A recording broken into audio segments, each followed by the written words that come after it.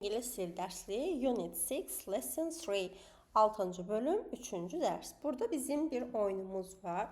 Oyun yenə nə ilə əlaqəlidir? Bir şəkillərə, kağıza, bədən üzvlərini yazırsınız və sonra da onların bir-birinizdən soruşursunuz.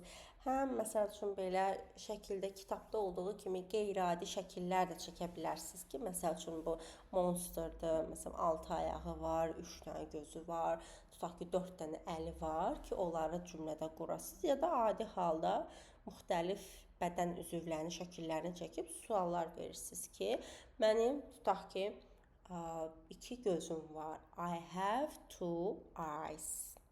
Mənim 2 ayağım var. I have 2 legs. Bu 2 məsəl üçün ayaqdır. These are 2 legs. This are 2 legs. Və ya mən bir ağzım var. I have a mouth.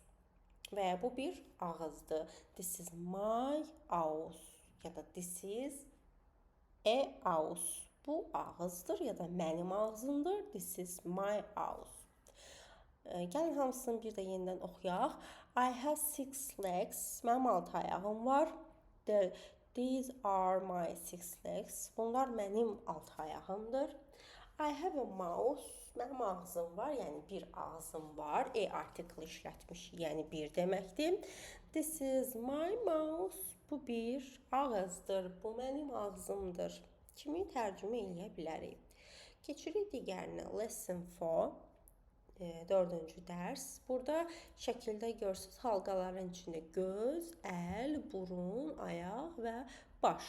Bunlara aid cümlələr qurmalıyıq. Gəlin quraq. These are my eyes. Bu mənim ayaqlarım, bu mənim gözlərimdir. These are my hands. Bunlar mənim əllərimdir.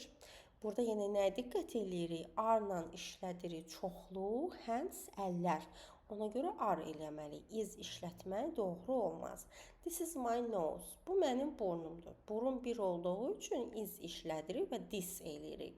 Çoxluq olanda these ya da tək olanda this olur. These are my legs. Bu mənim ayaqlarımdır. This is my head. Bu mənim başımdır. Və siz də yenə bu formada cümlələr qurub istifadə edə bilərsiniz. Dərsimizin sonu. Bye.